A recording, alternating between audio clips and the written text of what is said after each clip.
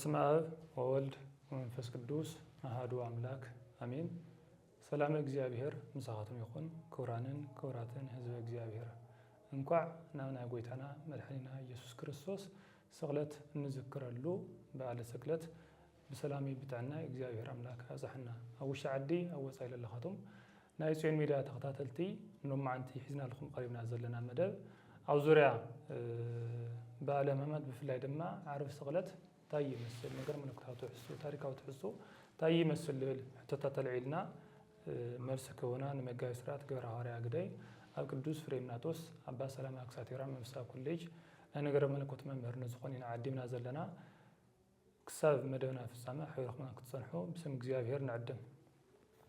ሽሞ መጋቢ ስርዓት ዕድመና ኣኽቢሮም ኣብ ስቱድዮና ስለዝሰርሑ ብስም እግዚአብሔር ክነመስግን ንፈቲ። ቀጥታ ናፍቱ ሕቶና ክነኣተሞ ናፍቱ እስቲ ታሪኻዊ ድሕረ ባይታ ክነቐድሞ እቲ ዕለተ ዓርቢ ትልነበረ ናይ ፍርዲ ስርዓት ትልነበረ ናይ ፍርዲ ኸይዲ እንታይ ይመስል ነይሩ ቦ ክንጅምር።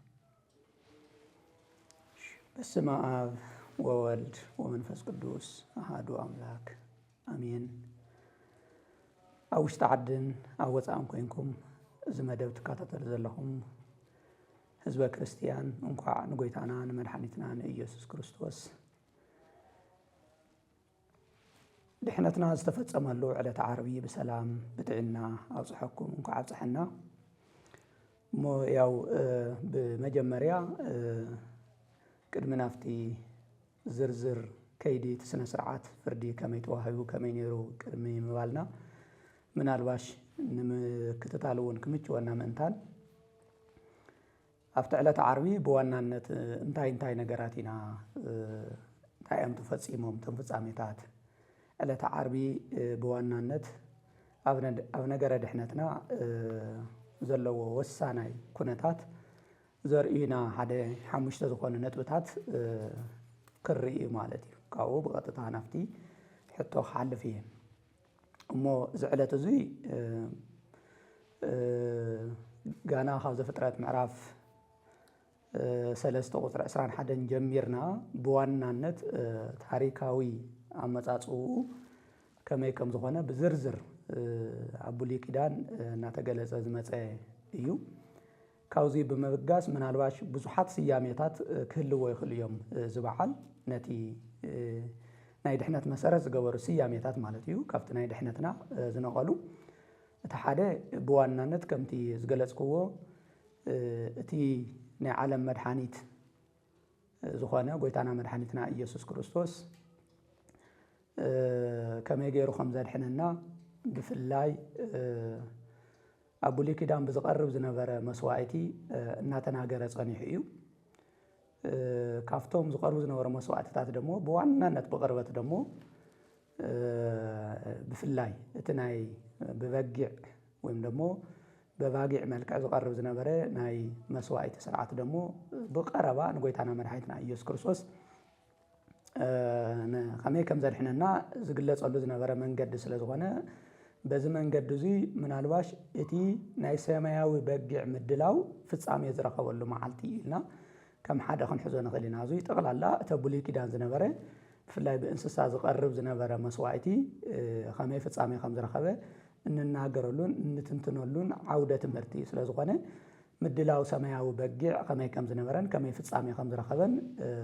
ዝትንተነሉ መዓልቲ እዩ ዕለተ ዓርቢ። እቲ ካሊእ ያው ብዋናነት እቲ ምድላው ተወዲኡ እቲ በጊዕ ፋሲካ ዝተባሃለ ጎይታና መድሓኒትና ኢየሱስ ክርስቶስ ከመይ መስቀል ከም ዝተሓረደልናን ከመይ ከም ዝሞተልናን ከመይ ከም ዝደሓናን እንትንትነሉ ስለ ዝኾነ ምሕራድ እቲ ሰማያዊ በጊዕ ወይም ደሞ በጊዕ ፋሲካ ሐዋርያ ቅዱስ ጳውሎስ ቃል ብቓል የቕሚጥዎ እዚ ኣብ ቀዳማይ ቆሮንቶስ ምዕራፍ 5 ቁፅሪ 7-8 ክንርኢ ከለና እቲ በጊዕ ፋሲካና ተሓሪዱ እዩ እሞ ኢሉ እዩ ዝገልፆ ማለት ኢና ምሕራድ እቲ ሰማያዊ በጊዕ ኢልና ምናልባሽ ክንገልፆ ንኽእል ኢና። እዚ መዓልቲ እዚ እውን ምስ ላዕላይ ዝሎ ዝነበርኩ ምድላው ከመይ ፍጻሜ ከም ዝረኸበ ንገልፀሉ እዩ። ብኻሊእ እውን ኣብ ነተ ብሉይ ኪዳን ብፍላይ ደሞ ኣብ ዘሌዋውያን ምዕራፍ 16 ንረኽቦ ታሪካዊ በዓል ኣሎ። መዓልቲ ዕርቂ ይበሃል ወይም ደሞ መዓልቲ ሕድገት ስርየት ሓጢኣት ዝበሃል መዓልቲ እዩ ኣብ እስራኤላውያን። ስለዚ እዚ ብቐጥታ مستي أبلع على زجلتنا يو سماو بقع مصي زرحنا مخانو زتحاس تاريخ بقطة أصل زلوا إذا معلت زي إذا على تعربي معلت سريع أركي ويم لما معلت سريع تحتيات ويم حدقة تحتيات إلنا ون كنقلص أنا خلينا مالتي كأو بخالي يو بوانا نت في اللي أبرأ يوهنس مرافع 10 شوعات وزر 10 4 هذا تجلس حدا حساب له دياولوس تشنف له معلت ون سلازوهنه مس دياولوس قال نزوله كله نبيت منجستن نبيت كنتن مسارحي طرنت حيزو مس قويتانا مرحانتنا إيسوس كريستوس طرنت قديمو استشنف له معلت ون سلازوهنه بطغل الله ناي وق معلتي إلنا ون كنقلص أنا خلينا مالتي كاو بوانا نت هزنا فتحته خنزل كلنا نظام معلت تعزياتهم بخمس يوم في الصامي رخيوهم زبل بقلت زرينا اتنا قويتانا ناي مرحانيتنا ناي إيسوس كريستوس ناي فرد سنة سرعة سلازوغانه هزينا فتحته بغطتها نحل فينا فرد سنة سرعة قويتانا مرحانيتنا إيسوس كريستوس زتوها ولو معلت ون سلازوغانه بغطتنا وخيرنا خريئينا مالتي سلازي اتي فردي أو بوانا نت أو كلته زتخفل إنيرو اتحادي أبناء أهود فرد بيت زغرب سنة سرعة حق النيرو اتخالي دمو أب ناي بيت منجستي ويم دمو أبناء كيسار فرد بيت قريبو تفردي زتوها ولو تاريخنا نركب مالتي سلازي ببيت كنتن ببيت منجستن يتفريد قويتانا مرحانتنا إيسوس كريستوس سلازي أحسر بيلنا ناي كلتي يوم زنبر خيد سنة سرعة كرينا جن مجمريا زوم كيد سنة سرعة زياتهم مصحف قدس مسره زجور رسول زخانو من بابتنا زوم حزز تقصم ناي مصحف قدس كفلتات أنا بيفهم بزبالة زي تي زنبر خيد سنة سرعة تاي مسل نيرو تأيو جيجا تفتيمو تخجبر نيرو زبل زرزر قداي زحزو ناي مصحف قدس كفلتات اللو نساتهم أو جزاهم كوينكم ويم دمو على تعارف خنا خبر كلنا زياتهم إننا نبنان نحاسبنا ناب هيوتنا ناوردنا خنوعلو منتان زومنا مصحف قدس كفلتات كتقمكم مالتي تحدي كيدي تسنه سرعه تقلالا افتنا بيت منغستي يكون افتنا بيت كنت زنبره كيدي سنه سرعه تقلالا استغلصلو ماتيوس معرف 16 كاب 57 اسكاب 68 زله بفلاي الى ايه كاو ግን ያው ማቴዎስ 16 ጀምሮ ተቀላላ خلينا እስከ 27 ዘሎ ማርቆስ 14 53 እስከ 65 لوقاس 22 54 እስከ 55 كمون قدر 63 እስከ 71 كمون يوحنس ወንጌል ምዕራፍ 18 ካብ 13 ካብ 14 كم دما 19 እስከ 14 ዘለው ተቀላላ 4 ወንጌላውያን بمتحبار ناي غويتانا ناي مدحانيتنا ناي ኢየሱስ ክርስቶስ ከይድ ስነ ስርዓት እትፈርዲ እንታይ ይመስል ከም ዝነበረ ዝተናገርሎም ክፍልታት ስለ ዝኾኑ እዚኦም ኣብ ገዛና ኮይናን ከምኡውን ዕለተ ዓርቢ ክነኽብር ከለና እዚኦም እናንበብናን ክነኽብሮ ያው ከተሓሳስብ ይደሊ ማለት እዩ ስለዚ እዚ ኢለ ብቐጥታ ናፍቲ ናይ መጀመርያ ኸይድቲ ፍርዲ ዝተዋሃበሉ ስነ ስርዓት እየ ክኣቱ ማለት እዩ እቲ ናይ መጀመርያ ኣብ ናይ ኣይሁድ ቤት ፍርዲ እዩ ጎይታና መድሓኒትና ኢየሱስ ክርስቶስ ቀሪቡ እቲ ዝቀረበሉ ሰዓት ያው ምንም እኳ በግልጽ እቲ ኣብቲ መጽሐፍ ቅዱስ ክንዚ ሰዓት ይበል እምበር በቲ ናይ ትርጓሜ መጽሐፍትን በቶም ናይ ቤተ ክርስቲያን ኣስተምህሮን ጎይታና መድሓኒትና ኢየሱስ ክርስቶስ እቲ ፍርዲ ኸይዲ ስነ ስርዓት ይሁዳ ቀጥታ እቶም ናይ ቤተ መንግስቲ ናይ ቤተ ክህነት ሰራዊት ሒዙ መጽኡ ንጎይታና መድሓኒትና ኢየሱስ ክርስቶስ ካብ ዘትሕዘሉ ሰዓት ካብ مشات 3 ساعات جميروس كاو 12 ساعات ناي نغو زلو زي مالت كاو حاموس 3 ساعات مالتي بانا اقوصاصرا بزح غزي ياو نحنا تناي عالم سلا نختل امبر بناي مصحف قدس قانقا مع حدا معلت زبحال كاو 11 ساعات جميرو مشات كاو 11 ساعات نصبحيتو زلو سلازنا امنت على عرب زبحال بناي ايهود كاو حاموس 11 ساعات جميرو اسكاب عربي 11 ساعات زلو ስለዚህ በሓደ ወገን በተናይ ዕብራውያን አቆጻጽራ ካብ 3 ሰዓት ዓርቢ እስካብ ንግሆ 12 ሰዓት ዓርቢ ዘሎ ኣብ ናይ ኣይሁድ ፍርድ ቤት ዝቀረበሉ ጎይታና መድሓኒትና ኢየሱስ ክርስቶስ ማለት እዩ ስለዚህ መጀመሪያ አውዚ ንእሽተይ ክጥቁሞ ዝደሊ እቲ ኸይዲ ስነ ስርዓት ፈጺሙ ትክክል ከም ዘይኮነ እንርዳሉ እዩ ካብቲ ሰዓት ጀሚሩ ታይንሱ ኣይሁዳውያን ህዚ ሓደ ስሕተት እዮም ፈጺሞም አውዚ ማለት እዩ ምክንያቱ ብናይ ኦሪት ሕጊ መሰረት በትናይ ኦሪት ስነ ስርዓት ሕጊ መሰረት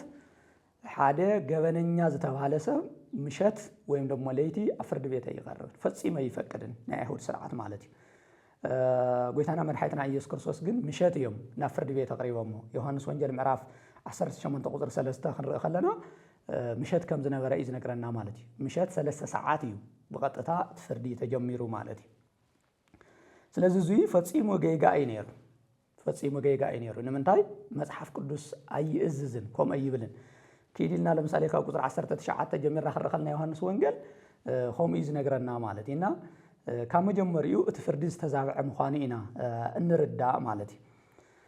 بحافش هاجن قويتنا مرحيتنا إياس كرسوس نمن تعينا من يهود فرد بيتك قريبو ممشت زبلجن حدم من مسرت أو نجرجن ونياتو قويتنا مرحيتنا إياس كرسوس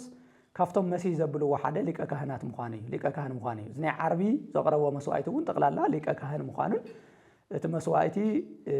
بعلو اتمقرب مسوعيتون بعلو بأملاخنتو اتمسوعيت زقبلون بعلو خويني قويتنا مرحيتنا إياس كرسوس صالحيننا ስለዚህ ናብናይ አይሁድ ፍርድ ቤት ዝቀረበሉ ዋና ምክንያት እተናይ አይሁድ ዝነበረ ናይ ሊቀ ካህንነት ስርዓት ሕሊፉ ናብናይ ሐዲስ ኪዳን ናፍቲ አማናዊ ዝኾነ ባዕሉ ጎይታና መድኃኒትና ኢየሱስ ክርስቶስ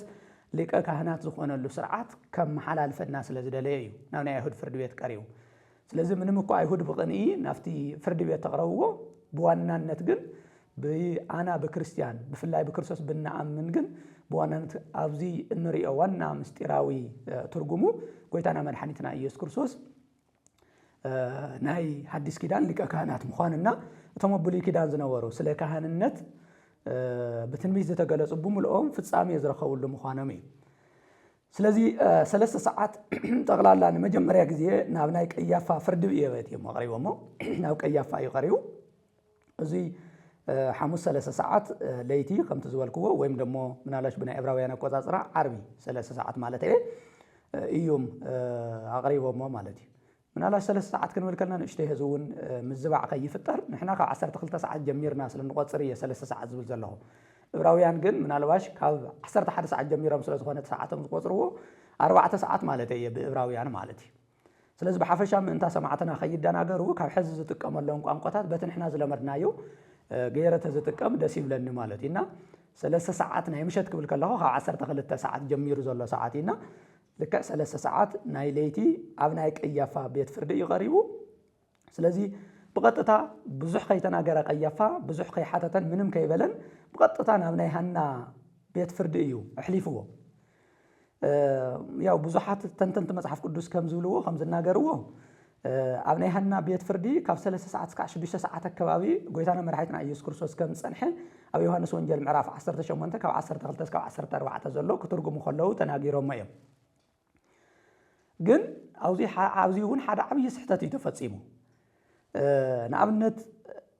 ክልተ ሊቀ ካህናት ኣብ ሓደ ግዜ ኣይፍቀድን ኣብ ኦሪት ስርዓት ሓደ ሊቀ ካህናት እዩ ዘሎ ኣብዚ ግዜ እዚ ዝነበረ ሕጋዊ ሊቀ ካህናት ቀያፋ እዩ ሃና ሊቀ ካህናት ኣይነበረን ግን በአይሁዳውያን ግን ብዝነበሮ ሃፍትን ስልጣንን ብዝነበሮ ዓልየታዊ ልዕልነትን ሃና በአይሁዳውያን በጣም ዝኽበር እዩ ነይሩ በሮማውያን ደግሞ በጣም ዝተጸለአ እዩ ነይሩ ምክንያቱም ኣብ ልዕሊ ሮማውያን ናዕቢ ናይ መንግስቲ መፈንቅለ መንግስቲ እና ዝተፈላለዩ ሴራታት ይፍጽም ስለዝነበረ ካብ ሻርሻይ ክፍለ ዘመን ጀሚሩ ካብ ሻርሻይ ዓመተ ምህረት ጀሚሩ እስከ 15 ክፍለ ዘመን ማነው ዓመተ ምህረት እዩ ኣብቲ ስልጣን ነይሩ ድሕሪ ግን ወሪዱ ነይሩ ሃና ማለት እዩ ስለዚ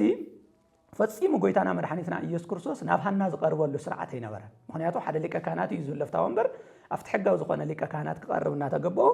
እዚ እናፈለጠ ቀያፋውን ንሃና የኽብሮን ወለ ጓልውን ዝወሰደ ስለዝነበረ ምክንያቱ ናይ ቀያፋ ሰበይቲ ሃና እያ ነይራና ያ ሕኸኸን ሓከካ ዝዓይነቱ ከይዲ ስለዝነበረ ስርዓት ትክክል ስለዘይነበረ ናብ ሃና እዩ ብቀጥታ ሰዲድዎ ማለት እዩ ስለዚ ሃና ካብ 3 ሰዓት ጀሚሩ እስከ 6 ሰዓት አካባቢ ኣብኡ ከም ጸንሐ እዩ ኣብ ዮሐንስ ወንጌል ምዕራፍ 18 ካብ 12 እስከ 14 እን ዘሎ ኃይለ ቃል ዘርድአና ማለት እዩ ስለዚ ትኸይዲ ብትክክል ከም ዘይነበረ ካብዞም ኸይድታት እዚኣቶም ንርድአሉ እዩ እንዲያው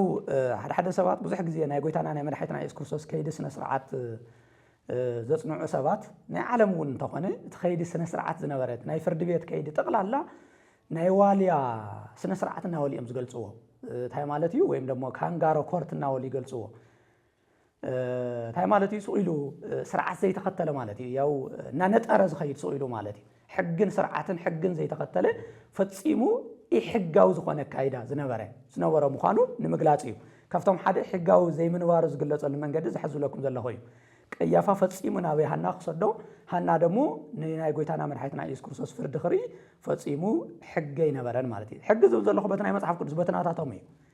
ምክንያቱ ብናይ ዓለም ሕገ ይነበረን ነፍቲ ግዜ ንሱ በቲ ናይ ኦረት ሕጊ ግን ፈጺሙ ጎይታና መድሓኒትና ኢየሱስ ክርስቶስ ኣብ ናይ ሃና ፍርዲ ቤት ቀሪቡ ዝፍረደሉ ኣብ ቅድሚ ሃና ዝቐርበሉ ምንም ስነ ስርዓት ኣይነበረን ነዚ ዮሐንስ ወንጌል ምዕራፍ 18 19 24 ነንብና ክርድኦ ንኽእል ኢና ካልእ እግረ መንገዲ ኣብዚ ክሪኦ ዝደሊ ሃና ባዕሉ ሕጊ ኦሪት ዘይፈቅደሉ ስርዓት ተመሓላሊፉ እየን ጎይታና መድሓኒትና ኢየሱስ ክርስቶስ ሓቲትዎ እንታይ ኢኻ ተምህር ኢልዎ ፈጺሙ ሓቶ ይግባን ሓደ ሊቀ ካህናት እንታይ ዝገብር ነይሩ በቲ ኦሪት ሕጊ ስርዓት መሰረት ምስክራት ጥራሕ ይኽሰምዕ ዘለዎ በቶም ምስክራት ዝሃብዎ ጥራሕ ድሃ እሞ ውሳኔ ክህብ ኣለዎ ማለት እዩ ሃና ግን ባዕሉ እዩ ናብ ሕቶ ኣትዩ ማለት እዩ እንዲያው ጎይታና መድሓኒትና ኢየሱስ ክርስቶስ ነዚ ክምልሰሉ ከሎ እዩ ንኣብነት እቶም ዝተምሃሩ ጠይቆም ኢልዎ እቶም ኣነ ዘምሃርክዎም እንታይ ከም ዘምህር እንታይ ከም ዝበልኩ እንታይ ከም ዝኾነ ቃላይ ካብኣቶም ተረዳእ ዝብል መልሲ ይህብዎ ማለት እዩ እዚ ዝብሎ ዘሎ ካብቲ ሕገ ኦሪት ዝነበረ ስርዓት ብፍላይ ካብቲ ዘዳግም ምዕራፍ 17 ቁፅሪ 6 ካልኦት እውን ምስክር ብክልተን ልዕሊኡን ምስክራት እዩ ፍርዲ ዝጸንዕ ዝብል ሃይለ ቃል ጠቂሱ እዩ ጎይታና መድሓኒትና ኢየሱስ ክርስቶስ ነቶም ዘምሃሮም ክጥይቆም ከም ዘለዎ ንሃና መሊስሉ ማለት እዩ ብቐጥታ ንሃና እንታይ ከም ዘምህር ኣይነገሮን ማለት እዩና እዚ ሃና ባዕሉ ዝሓተሉ መንገድን ስነ ስርዓትን ኣይነበረን እዚ እውን ሕጋዊ ከም ዘይነበረ ኢና ንርዳእ ማለት እዩ ካብኡ ብሓፈሻ ግን ዝሮ ተመሊሱ ሃና እውን ናብ ቀያፋ እዩ ሰዲድዎ መሊሱ ማለት እዩ ስለዚ መጀመርያ ናብ ቀያፋ ካብ ቀያፋ ናብ ሃና እንደገና ናብ ቀያፋ መሊስዎ ማለት እዩ እዚ ካብ 6 ሰዓት እስካብ 12 ሰዓት ጠቕላላ ዘሎ ደሞ ኣብ ናይ ቀያፋ ወንበር ጎይታና መድሓኒትና ኢየሱስ ክርስቶስ ዝጸንሐሉ ሰዓት እዩ ማለት እዩ ስለዚ ካብ 6 እስካብ 12 ን6 ሰዓታት ዝኣክል ኣብ ናይ ቀያፋ ወንበር እዩ ጎይታና መድሓኒትና ኢየሱስ ክርስቶስ ትፍርዲ ተቐቢልዎ ማለት እዩ ስለዚ ብሓፈሻ ምስ ግዜና ምእንታ ክንከይድ እንታይ ነይቱ ከይዲ ስነ ስርዓት እንታይ ይመስል ነይሩ ዝብል ንእሽተይ ጥቁም ኣቢላ ክሓልፍ ማለት እዩ ናይ መጀመርያ ያው ኩላትና ከምቲ ልሙድ ኣብ ሓደ ፍርዲ ቤት ክስ ምስ ቀረበ ተቐፂሉ ዝመጽእ ስነ ስርዓት ክሲ ምስማዕን ካብኡ ቀፂሉ ደሞ ያው ምስክራት ምስማዕን እዩ ስለዚ እቲ ክሲ እዩ ተሰሚዑ ማለት እዩ ኣብ ናይ ቀያፋ ምክንያቱ ሃና ምንም ዝበሎ ነገር የለን ሓቲትዎ መልሲ ይሃወን ስለዚ ብቐጥታ ናብ ምክንያቱ ሕጋዊ ሊቀ ካህናት እውን ቀያፋ ምዃኑ ሃና እውን ስለ ዝፈልጥ ናብ ቀያፋ እዮም መሓላሊፍዎ ስለዚ ሓደ 6 ዝኾኑ ክስታት እዮም ተሰሚዖም ኣብቲ ናይ ቀያፋ እቲ ናይ መጀመርያ ዝተኸሰሰሉ ንባዕሉ ወዲ እግዚኣብሔር ገይሩ እዩ ወይም ደሞ ብኻልእ ኣገላልጻ ንእግዚኣብሔር ተጻሪፉ እዩ ዝብል እዩ ያው ኩላትና ኣብቲ መጽሓፍ ቅዱስ ከም እንስታውሶ ለምሳሌ ጎይታና መድሓኒትና ኢየሱስ ክርስቶስ ኣነ እግዚኣብሔር እየ ክብል ከሎ እግዚኣብሔር ስለ ዝኾነ እዩ ኢልዎ ሓቂ እዩ ተናጊሩ ግን ንሳቶም ግን ንኣብነት ኣብቲ ማቴዎስ ኣብ ዮሐንስ ወንጌል ምዕራፍ 8 ክረአ ከለናስ ቅድሚ አብርሃም ኣነ እየ ምስ በሎም እቶም ኣይሁዳውያን እግዚኣብሔር እየ ምባሉ ምዃኑ ተረዲኦም ክቐትልዎ እምኒ ከም ዘለዓሉ ኢና እንርኢ ማለት እዩ ስለዚ ብሓፈሻ ጎይታና መድሓኒትና ኢየሱስ ክርስቶስ ብጠቕላላ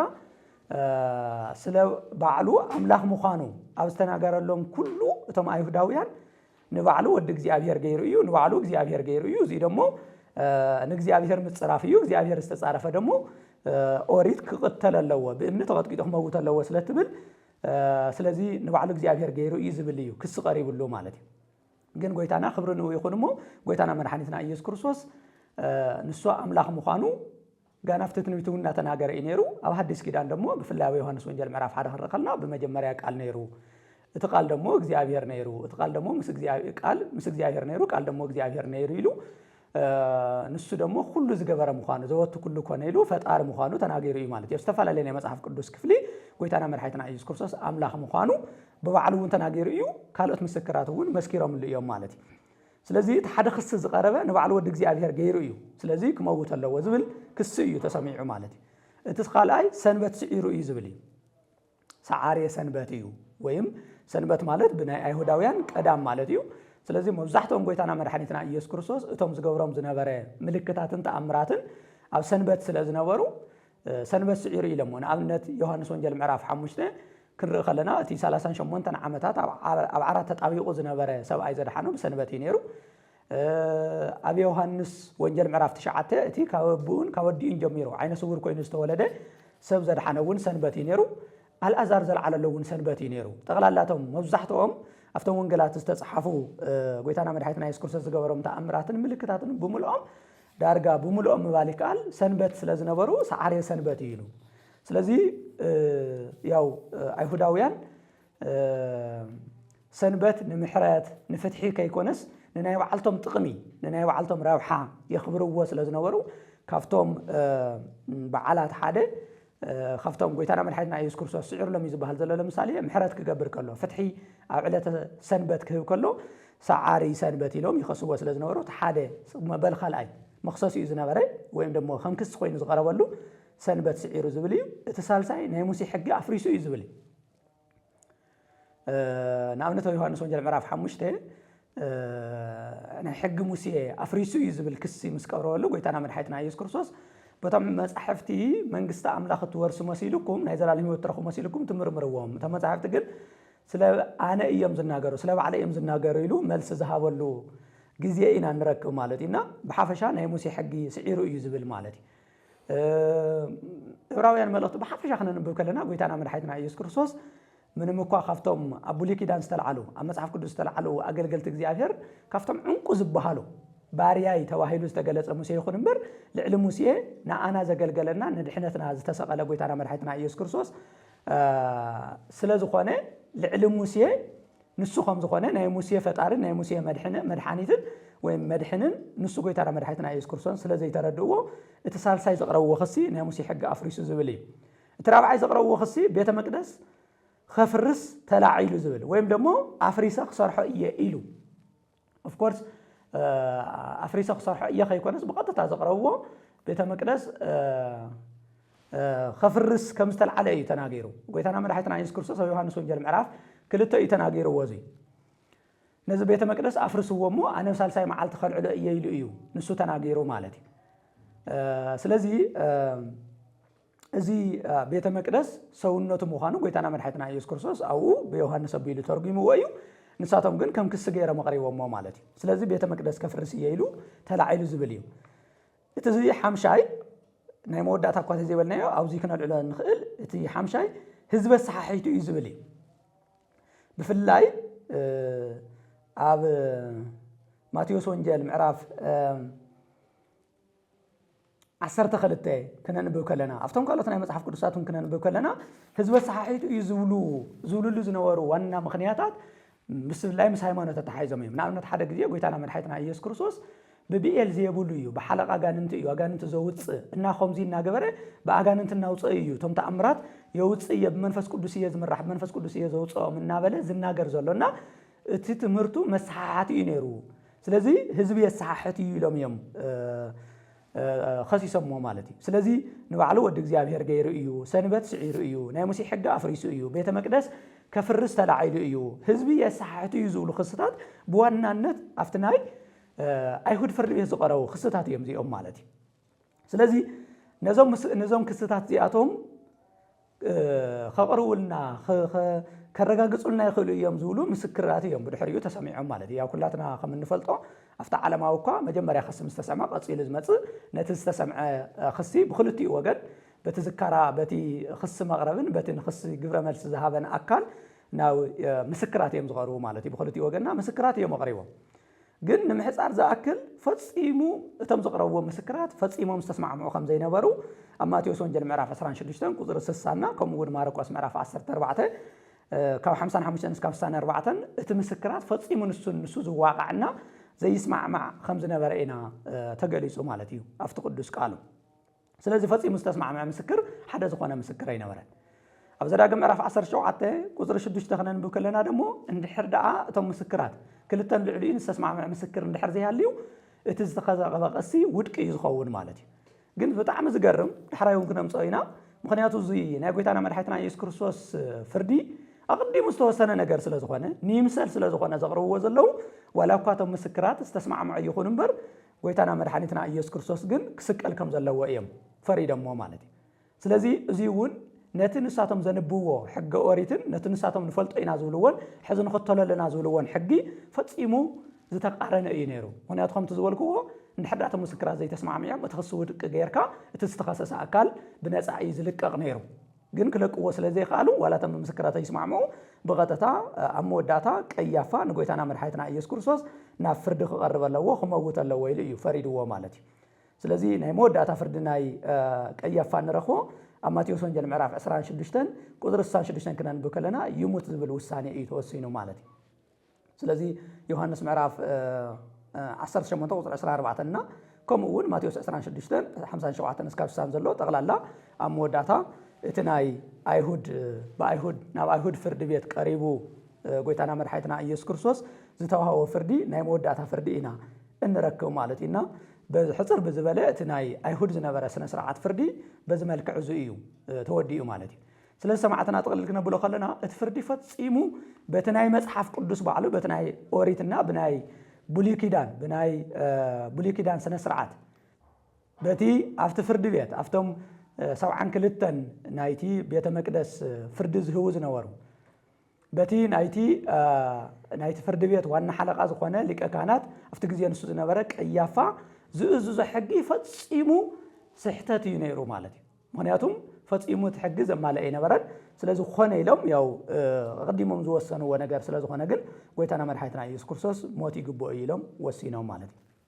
ግን ዋላ እኳ ሞት ይግብኦ ኢሎም ይወስኑ እምበር ግን ስልጣኖም ኣይነበረን እቲ ሓደ ብጣዕሚ ናብቲ ካልኣይ ቀፂሉ ዘሎ ፍርዲ ቤት ዘመሓላለፍሉ ዋና ምክንያቱ እውን ንሱ እዩ ነይሩ ምክንያቱ ኣይሁዳውያን ክቐትልዎ ይደልዩ ኣለው ግን ሞት ፍርዲ ክህብ ዝኽእል ቤተ መንግስቲ እምበር ቤተ ክህነት ኣይነበረን ተናእሰ ቤተ ኣይሁድ ታዮም ክገብሩ ዝኽእሉ ሓደ ሰብ ለምሳሌ እቶም ላዕላይ ዝበልናዮም ክስታት 5 ክስታት እኳስ ትክክል ኮይኖም ተተረኺቦም ኣብ መወዳእታ እቲ ክስ ረጋጊፆም ሞት ይሙት ዝብል ፍርዲ ናብ ዝህብ ኣካል ናብ ቤተ መንግስቲ ኣብቲ ግዜ ንሱ ምክንያቱ እስራኤል ኣብ ትሕቲ ናይ ሮማ ግዛኣት ስለ ዝነበረት ናብ ናይ ቄሳር ፍርዲ ቤት እዩ ቀሪቡ ክፍረዶ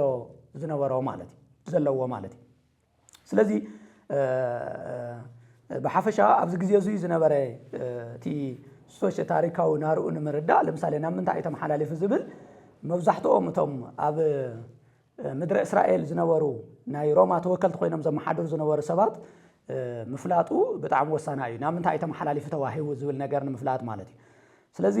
ኣብዚ ግዜ እዚ ጎይታና መድሓኒትና ኢየሱስ ክርስቶስ ኣብ ዝስቀለሉ ግዜ ካብ 26 እስካብ 36 ዓመተ ምህረት ናይ ደቡባዊ እስራኤል ወይም ፍልስጥኤም ዝኾነት ይሁዳ ገዛእ ዝነበረ ጲላጦስ እዩ ካብ 26 እስካብ 36 ዓመተ ምህረት ናይ ደቡባዊ እስራኤል ወይም ፍልስጥኤም ዝኾነት ይሁዳ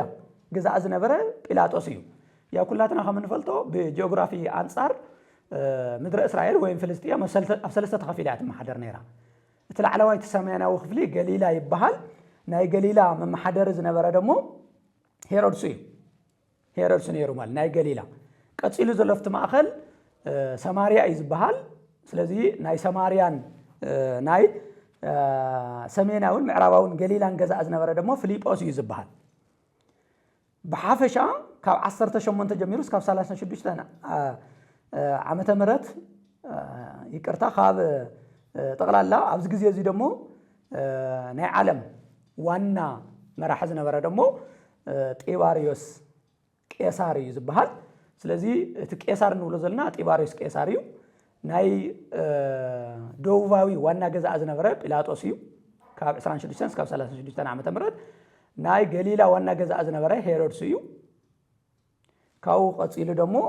ፊልጶስ ደሞ ናይ ሰሜንን ምዕራባውን ገሊላን ከምኡውን ናይ ሰማርያ ከባቢ ገዛእ ነይሩ ማለት እዩ ስለዚ ጎይታና መድሓኒትና ኢየሱስ ክርስቶስ ንዞም ጸላእቲ እዚኦም እዮም ኣሕሊፎም ሂቦሞ ማለት እዩ ነቲ ካብ ኣይሁድ ዝተወለደ ናይ ኣይሁድ ዘርኢ ዘለዎ ወገኖም ዝኾነ ጎይታና መድሓኒትና ኢየሱስ ክርስቶስ ንኣይዛባዊ ዝኾኑ ገዛእቲ እዮም ኣሕሊፎም ሂቦሞ ማለት እዩ ስለዚ ናብ ናይ ሮማውያን ቤት ፍርዲ ቀሪቡ ማለት እዩ ናብ ናይ ሮማውያን ፍርዲ ቤት ዝቀረበሉ ሰዓት ብዙሕ ግዜ በቲ እቶም መጽሓፍቲ መሰረት ዝገበረ እቶም ዓንቶ ዝሃብኩም ናይ ቅዱሳት መጽሓፍቲ መሰረት ብዝገበረ ስለዚ ልክዕ ከምቲ ናብ ኣይሁዳውያን ፍርዲ ቤት ዝቐረበሉ ዋና ምክንያት እቲ ናይ ኣይሁድ ወይም ደግሞ ናይ ብሉይ ኪዳን ዝነበረ ሊቀ ካህንነት ኣሕሊፉ ንሱ ባዕሉ ሊቀ ካህናት ምዃኑ ንምርዳእ እዩ ዝበልናሉ ሕዚ እውን ኣብ ናይ ሮማውያን ቤት ፍርዲ ዝቐረበሉ ዋና ምክንያት ንሱ ንጉሰ ነገስቲ ምዃኑ ኩሎም ነገስታት ድሕሪ ሕዚ ዘለዉ ነገስታት ብምልኦም ኣብ ናይ ክርስቶስ ናይ ንግስና ስልጣን ትሕቲ ክኾኑ ከም ዘለዎም ፍጻሜ ዝረኸበሉ ታሪክ ንምፍጻሜ እዩ ሰማዕትና ብዋናነት ኣብዚ ጉዳይ እዚ ክነስታውሶ ዝግበና ብዋናነት እዚ ዝከናውን ዘሎ ኩሉ ነገር ብኣይሁዳውያንን ብሮማውያንን ኣይኮነን እዚ ዝከናውን ዘሎ ብናይ እግዚኣብሔር ኣብ ፈቃድ ብናይ እግዚኣብሔር ወልዲ ባዕሉ ፈቃድ ብናይ መንፈስ ቅዱስ ፈቃድ እዩ ድሓር ክንመፀ ኢና ንምሳሌ መን እዩ ትሒዝዎ ንምንታይ እዩ ተታሒዙ ጎይታና መድሓኒትና ኢየሱስ ክርስቶስ ዝብል ኣብቲ ዳሕራይ ምናልባሽ መምህር ስለ ዝሓቱኒ ናብኡ ክንኣቱ ኢና ንኸውን ኢለ እየ ዝወስድ ስለዚ ብሓፈሻ ግን ክንርድኦ ዝግበአና እዚ ኩሉ ዝኸውን ዘሎ ግን ብናይ እግዚኣብሔር ፈቃድ እዩ ብናይ ስላሴ ፈቃድ እዩ ዝኸውን ዘሎ ሰባት ባዕሎም ዝገብርዎ ዘለዉ ክመስሎም ይኽእል ግን ኣይኮነን ስለዚ ኣብ ናይ ሮማውያን ፍርዲ ቤት ዝቐረበሉ ዋና ምክንያት ደሞ ሕዚ ንሱ ናይ ዓለም ፈራዲ ከም ዝኾነ ናይ ዓለም ንጉሰ ነገስቲ ከም ዝኾነ ከም ተብራ ዮሃንስ ተገለጸ ንሱ ንጉሰ ነገስቲ ከም ዝኾነ ንሱ ናይ ገዛኢ ናይቶም ገዛእቲ ገዛኢ ከም ዝኾነ ጎይታ ጎይቶት ከም ዝኾነ ንምንጋር እዩ ማለት እዩ ስለዚ ንሱ ሊቀ ካህናት ከም ንብሎ ኩሉ ንሱ ደሞ ንጉሰ ነገስቲ እዩ ስለዚ እዚ ዝነበረ ስነ ስርዓት ፍርዲ ናብ ጎይታና መድሓኒትና ኢየሱስ ክርስቶስ ናብ ባዕሉ እዩ ዘዝሮ ዘሎ ማለት እዩ ስለዚ ብሓፈሻ ኣይሁዳውያን ግን ያው ሕሊፎም ንጓና ዝኾነ ሂቦሞ ንመጀመርያ ግዜ ካብቶም ናይ ሮማውያን ፍርዲ ቤት ናብ ናይ ጲላጦስ ቤት ፍርዲ እዩ ቀሪቡ ሰዓት 12 ንግሆ ማለት እዩ እዚ ማለት ዓርቢ ንግሆ ማለት እዩ ስለዚ ናብ ጲላጦስ ቤተ መንግስቲ ኣብ ቂሳርያ እዩ ነይሩ ቂሳርያ ዝባሃል እዩ ነይሩ ቂሳርያ ማለት ኣብታ ዓንቶ ዝበልኩም ኣብ ሰማርያ ውሽጢ ዝርከብ እዩ ቂሳርያ ዋና ናይ ሮማውያን ናይ ፖለቲካን ናይ ኢኮኖሚን ማእኸል እያ ነይራ ምክንያቱም ካብ እስራኤል ናብ ምዕራብ ኣብ ሜዲተራንያን ባሕሪ ፀግዒ ስለ ትርከብ ንወታደራውን ንፖለቲካውን ንኢኮኖሚውን ንኩሉ ነገር ዘምች ቦታ ስለ ዝነበረ ኣብ ቂሳርያ እዩ ነይሩ ግን ሕዚ ግን ያው ንበዓል ንምኽባር በዓለ ፋሲካ ንምኽባር ኣብ ይሁዳ ተረኺቡ ስለ ዝነበረ እዩ ስለዚ ናብ ቀያፋ እዮም ኣቕሪቦም ናብ ይቅርታ ናብ ጲላጦስ እዮም ኣቕሪቦም መጀመርያ ማለት እዩ ስለዚ ተመልከቱ ምክንያቱም ሕዚ ደሞ ብቐጥታ ከምቲ ሕዚ ብቐጥታ እዚኣ እውን ሕዚ እውን እትምልከቶ ንቀያፋ እያ ትምልከቶ ነይራ ግን ጎይታና መድሓኒትና ኢየሱስ ክርስቶስ ምንም እኳ ኣብ ቤተልሔም ይወለድ እምበር ዝዓበየሉ ወዲ ናዝሬት ስለ ዝኾነ ወዲ ገሊላ ስለ ዝኾነ ናብ ገሊላ መመሓደሪ ናብ ዝነበረ ናብ ሄሮድስ እዩ ሪፈር ኢልዎ ማለት እንታይ ማለት እዩ ንኣይ ይምልከተንን እዚ ጉዳይ እዚ እዚ ክስ እዚ ኣነ ክሪኦ ይግበአንን ሄሮድስ እዩ ክሪኦ ዝግባእ ኢሉ ናብ ሄሮድስ ከም ዝለኣኸ እዩ ሄሮድስ እውን በጋጣሚ ኮይኑ ያው በዓል ስለ ዝነበረ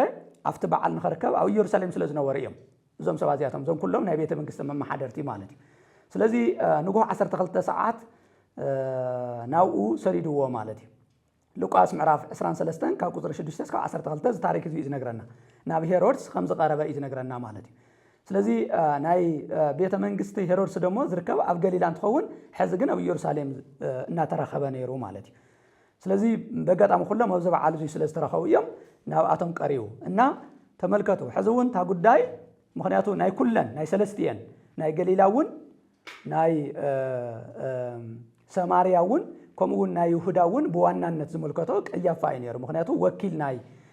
ሮማውያን ቀያፍ ሶሪ ይቅርታቲ ጲላጦስ ክብል ጲላጦስ ስለ ዝነበረ ንጲላጦስ እያ ትምልከቶ ነይራ ማለት እዩ ስለዚ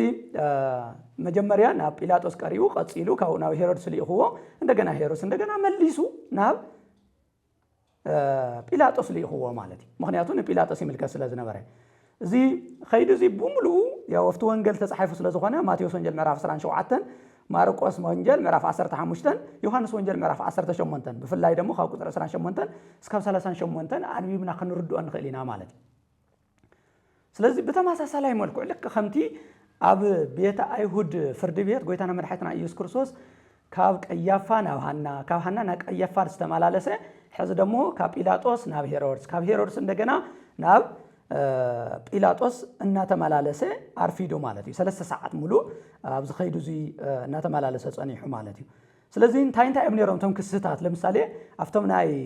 ሮማውያን ፍርድ ቤት ኣፍቲ ናይ ዓለማዊ ፍርድ ቤት ዝቀረቡ እንታይ እዮም ነይሮም ዝብል ሓደ ሰለስተ ኣሎ በዋናነት ዝቀረቡ ምክንያቱ እቲ ኣብ ናይ ኣይሁድ ፍርድ ቤትን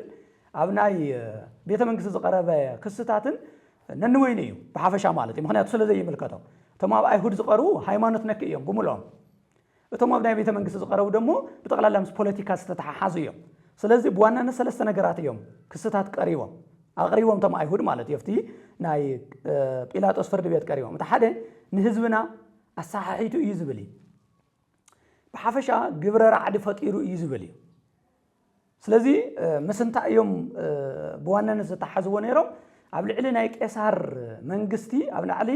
ናይ ሮማ መንግስቲ ምልዓዓል እናፈጠረ ነይሩ ብዝብል ኣታሒዞም ፖለቲካ ላቢሶም እዮም ኣቅሪቦም ማለት እዩ ምክንያቱ ጎይታና መድሓኒትና ኢየሱስ ክርስቶስ ክሰቅልዎ ስለ ዝደለዩ እቲ ካልኣይ ዝቀረበ ንቄሳር ግብሪ ክኽፈል የብሉን ኢሉ ክልክል ነይሩ እዩ ዝብል ኣብቲ ናይ ዕለተ ሰሙነ ሕማማት ዕለተ ሰሉስ ካብ እነስታውሶም ሓደስ እቲ ናይ ዕለተ ሰሉስ ከብላትና ካብ እነስታውሶ ናይ ሕቶ መዓልቲ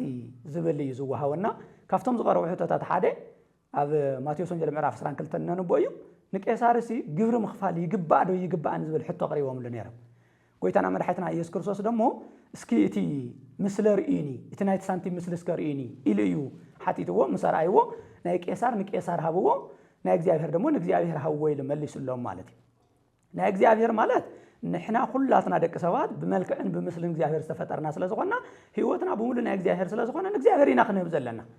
ንቄሳር ደሞ እቲ ዝግብኦ ሳንቲም ክንህቦ ኣለና ማለት እዩ ስለዚ ንሳቶም ግን ያው ብኽፍዓት ስለ ዝተልዓሉን ብቕንእ ስለ ዝተልዓሉን ንቄሳር ግብሪ ኣይኽፈልን ኢልካ መኽሳስ ማለት እንድሕር ንቄሳር ግብሪ ኣይኽፈልን ኢሉ ኮይኑማ ኣብ ልዕሊ ናይ ሮማ መንግስቲ ተላዒሉ እዩ ኢሉ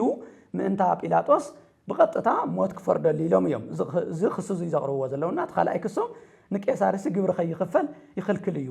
ወይም ደሞ ግብሪ ክፈል የብሉን እናበለ የምህር እዩ ኢሎም ከሲሶሞ ማለት እዩ ሳልሳይ ንጉስ ኣይሁድ እየ ኢሉ እዩ ዝብል እዩ ሉቃስ ወንጌል ምዕራፍ 13 ቁጥሪ 2 ክረኸልና እዚ እዮም ከሲሶሞ ማለት እዩ እንታይ ማለት እዩ ብሓፈሻ ኣብ ልዕሊ ኻሲ ተላዒሉ እዩ ምክንያቱ ናይ ኣይሁድ መራሒ ዘሎ ሕዚ ቄሳር ጲላጦስ እዩ ወይም ደሞ ናይ ሮማ መንግስቲ እዩ ስለዚ ኣብ ልዕሊ ናይ ሮማ መንግስቲ ሲ ብቐጥታ ተላዒሉ እዩ ኢሎም እዮም ተመልከቱ ብሓደ ወገን ዝተወሰኑ ብፍላይ ካብቶም ኣይሁዳውያን ገልገሊኦም ፈፂሙ ግብሪ ክኽፈል የብሉን ዝብሉ ዝነበሩና ዝማጎቱ ብፍላይ ቀናእያን ዝበሃሉ ፈሪሳውያን እውን መብዛሕትኦም ግብሪ ክኽፈል የብሉን ምክንያቱ ግብሪ ክንከፍሎ ዝግባና ንሕና ንእግዚአብሔር ጥራሕ እዩ ንምድራዊ ንጉስ ግብሪ ክንግብረ ይግበና እናበሉ ዝብሉ ዝነበሩ ንሳቶም እዮም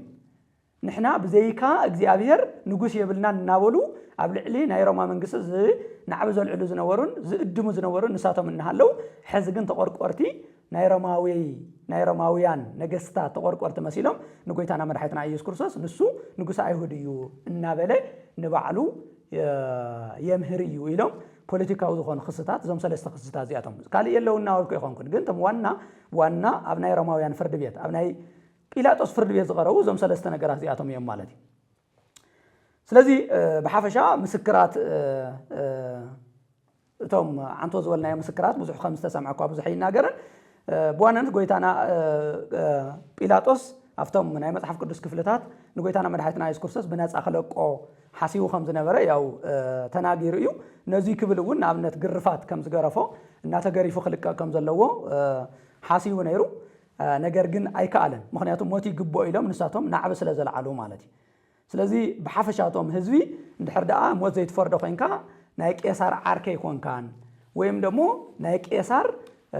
ተገዛእ ይኮንካን ኣብ ትሕቲ ናይ ቄሳር ኣብ ትሕቲ ናይ ጢባርዮስ ቄሳር ምምሕዳር ይኮንካን ኢሎም ኣብ ልዕሊ ስልጣኑን ኣብ ልዕሊ ሽሞቱን ስለ ዝመፅዎ ያው ብሓፂሩ 3 ሰዓት ገሪፉ ክሰቕልዎ ብስቅላት ክቐትልዎ ንጎይታና መድሓኒትና ኢየሱስ ክርስቶስ ኣሕሊፉ ሂብዎም ማለት እዩና ኣብ ክልቲኦም ዝነበረ ከይዲ ስነ ስርዓት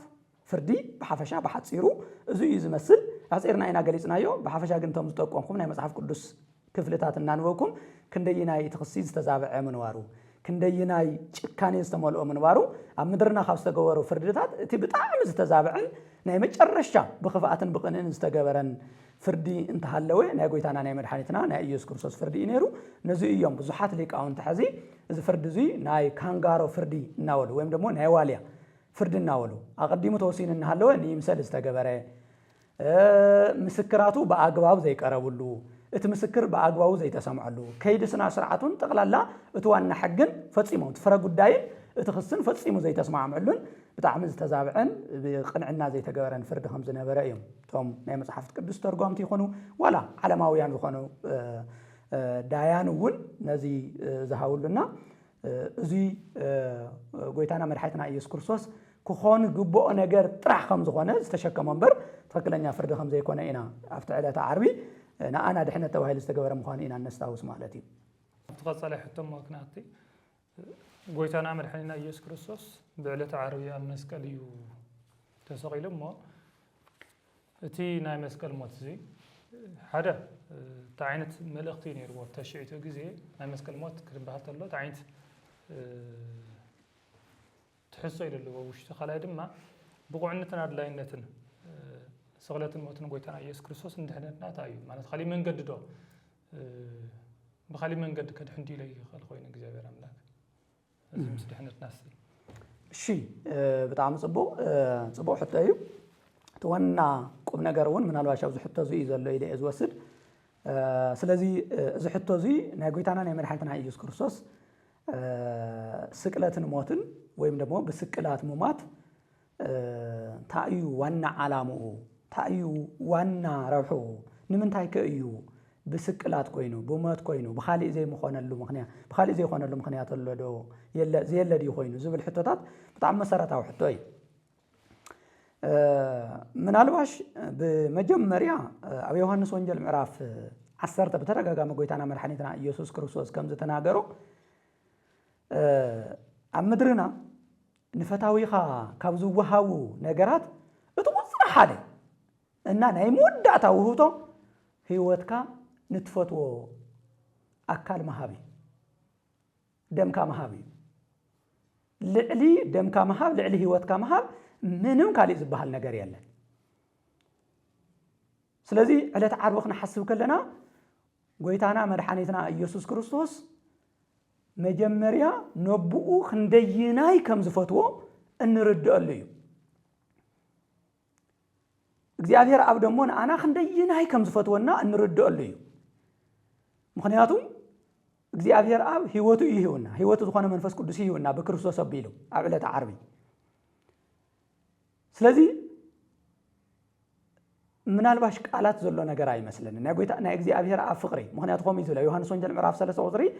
16 ክነንብብ ከለና እግዚአብሔር ንዓለም ስለ ዝፈትዎ እቲ ሓደ ወዱ ሃዎ እቲ ሓደ ወዱ ሃዎ ይዝብል ስለዚ ንዓለም ስለ ዝፈትዎ ንአና ንናኣምን ሰባት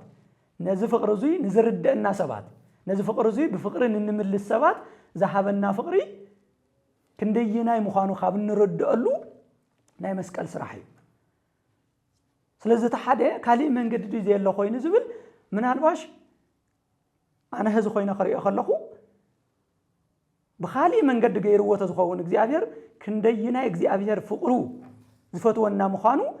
እንርድአሉ መንገድ ለናይ መስቀል ሞት ዘሎ ነገር አይመስለንን በተመጽሐፉ ነው ይብለን ምክንያቱ ክርስቶስ እውን ልዕል ቤዛ ነውሱ ልዕል ነውሱ खाली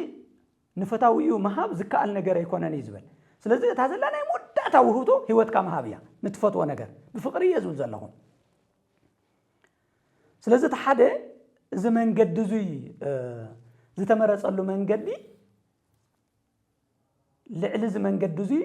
نايجزي أفير فقري زقول لهن زبرقن زدمق النجر سلزي اللعي اتخلعي بوانا النت اتي إذا من قد زي زخون اللي وانا مخنيات نحنا مويت ناس لزنبرنا ناينا موت مويتو قد حنا الناس لزدلعي مخنياتهم كمتي أبز فترة معرف كل تقطر 10 شوعة ننبو እግዚአብሔር አምላክ ናአና አብደቅ አዳም ዘር እንዝኾና ነናይቲ ቀዳማው አዳም ዘር እንዝኾና ሁላትና ካፍቲ ጽቡቕን ሕማቕን ዘፍልጥ ፍረኦም ኣይትብልዑ ኣብ ዝበልዓኹምሉ ግዜ ክትሞቱ ኢኹም ወይም ደሞ ያው ንኣዳም ብቐጥታ ንኣዳም ዝተነገረ ንኣና ስለ ዝኾነ ብቐጥታ እቲ ካፍታ ጽቡቕን ሕማቕን ተፍልጥ ኦም ኣይትብልዓ ኣብ ዝበልዓኻላ መዓልቲ ክትመውት ኢኻ ተባሂሉ ስለ ዝነበረ እና ኣፍታ ዝበልዐላ መዓልቲ ስለ ዝሞተ ኣብ ዘፍጥረት ምዕራፍ 3 ቁጥሪ 5 ኣይትብልዓ ዝተባሃለ ፈረ ስለ ዝበልዓ ኣዳም እና ስለ ዝሞተ ኩላትና በኣዳም ምኽንያት ደሞ ስለ ዝሞትና ሞታን ስለ ዝነበርና ስለዚ በቲ ሞቱ በቲ ናይ ክርስቶስ ሞት ሞትና ስዒሩ ህይወቱ ክህበናን ስለ ዝደለየ እዩ ስለዚ ብሞት ንሞት ደምሰሶ እዩ ዝብል ቅዳሴ ኣትናቴዎስ ስለዚ ካሊእ መንገዲ ዘይህልወሉ ዋና ምክንያቱ ንሕና ሞይትና ስለ ዝነበርና ብሞቱ እዩ ከድሕነና ዝኽእል ማለት እዩ እዚ ማለት በቃሉ ደሓን ኢሉ የድሕነናን ማለት ኣይኮነን ከምኡ ኣይኮነን ግን ኣብ መስቀል ክልተ ነገራት ክትዓረቃ ክኽእል ኣለወን ሓደ ፍቅሪ እግዚኣብሔርን ካልኣይ ፍርዲ እግዚኣብሔርን እዚ ቁልጭ ኢሉ ከርደና ዝኽእል ዮሃንስ ወንጌል ምዕራፍ 8 ዘሎ ናይታ ብዝሙት ተረኺባ ኢሎም ዘምፅዋ ሰበይቲ ታሪክ ነዚ ክልተ ነገር ከመይ ገይሩ ጎይታና መድሓኒትና ኢየሱስ ክርስቶስ ከም ዘተዓረቆ እግዚኣብሔር ከመይ ከም ዘተዓረቆ ፍቅርን ፍትሕን ከመይ ከም ዝተሳለማ ከመይ ከም ዝተራኸባ ኣብቲ መዝሙር ዝተጠቐሰ ሳሂል ወርት ተራከባ ጽድቅ ወሰላም ተሰአማ ዝብል ከመይ ኣብቲ ናይ መስቀል ስርሑ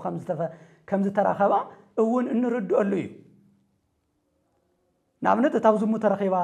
ኢሎም ዘምፅዋ ሰበይቲ ልክዕ ያው ዝሙት ተረኺባ እያ ሓጢኣት ከም ዝሰርሐት ጎይታና መድሓኒትና ኢየሱስ ክርስቶስ እውን ነጊርዋ እዩ ምክንያቱ ደጊም ከይተኣብሲ ኢልዋ እዩ እምበር ሓጢኣት ይስራሕክን ኣይበላ ስለዚ ጎይታና መድሓኒትና ኢየሱስ ክርስቶስ